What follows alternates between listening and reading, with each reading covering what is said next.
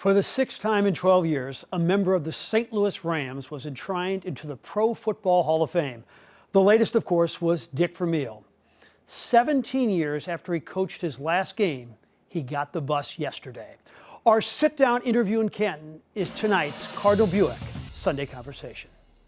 2 years in, you're 9-23, you're in your 60s. I know you believe in your system, but was there ever a moment after those 2 seasons where you thought, maybe I can't do this anymore? No. At the end of that season, I thought we were a playoff team. Huh.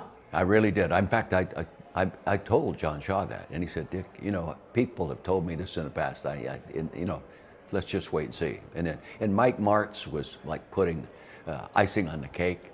You know, he took our 2 years of effort and everything and put the package together with Jim Hanifin and Al Saunders and Wilbert Montgomery and John Ramsdell and John Masco and all those guys. And, you know, and then the defense stepped up. You know, no one has ever done a better job than Mike Martz did.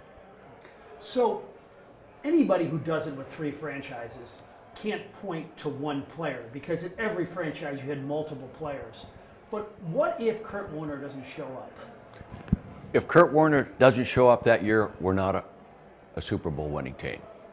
We're a very good football team, and chances are we could make the playoffs, but you wouldn't win it all. You wouldn't win it all. Without a man like him, there's only been about 7 games, one I think in my evaluation, that have been won by a quarterback that wasn't already in the Hall of Fame, going in the Hall of Fame eventually. Okay, so there's, you know, Jimmy Plunkett won 2 and he hasn't been brought into the Hall of Fame yet. And I think there's one other quarterback. What he did is beyond what anybody else has ever done. Everybody knows that. It's been chronicled.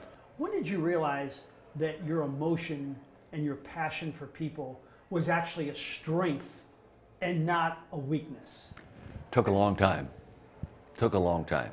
Yeah, I used to talk to myself, no, Dick, don't get emotional. Carol would say to me, at a speaking engagement, don't get emotional, Dick. Or we're at a banquet when I'm with the kid, don't get emotional. And I used to fight it. But as you mature, you learn to just be who you are. One time I was watching 60 Minutes. Barbara Walters was interviewing General Schwarzkopf. Interesting. Go back and pull it up. Listen to it. And she asked him somewhere like, she said, you know, General, you're known to be a very emotional man and get emotional and tear up and that type. And he said, you know, Barbara, I don't worry about those men that cry. I worry about those that don't. And that, you know something, that helped me.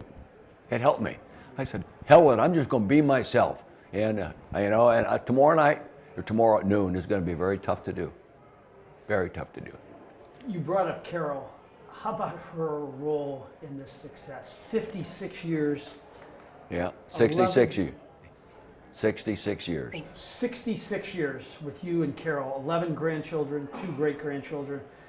I imagine she has had a large impact on your career. Oh, yeah. And kind of ruled things at home, too, right? Yeah, unbelievable. Yeah, I would say the best way, and I'm going to use this tomorrow in my presentation when I'm saving my family to thank at the end, because I won't make it, okay, emotionally, that she has no equal as a coach's wife. I've never seen one, I don't know one.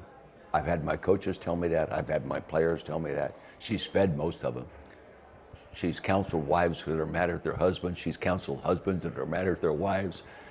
She's traveled with all my teams from UCLA on. She's been with me when we lost big games. She's been with me when we won big games. Very stable, bright, wonderful human being. She never told you how to coach, but how did she actually help you as a coach? Well, you know, I was never wrong in her eyes. Every once in a while would she say, Dick, why did you do that? And I said, oh, dude, don't you start that at home, you know. But really, I think that she's a rock. And like I said, she has no equal. In fact, I have players that will tell you that. I've had many players, in many ways jokingly, say, Coach, I can't see how Miss Carol, some have called her St. Carol, how she could put up with you for all these years.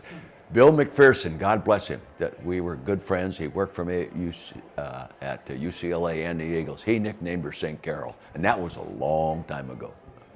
How about when you're driving through Canton, and I know you've known this moment was going to happen, but still, it's like to drive by the stadium and to see your picture and to finally realize you're here. What is that like? almost unbelievable. Last night, all the Hall of Famers that were in town were taken to the bust room. There was probably 100 guys in there, all Hall of Famers, lights dim, and the statement that John Madden said, at night, these guys talk to each other. I had that feeling. And they, Mean Joe Green spoke, Larry Zonka spoke, and I spoke representing the group. And it was one of the finest experiences I've ever had in my life.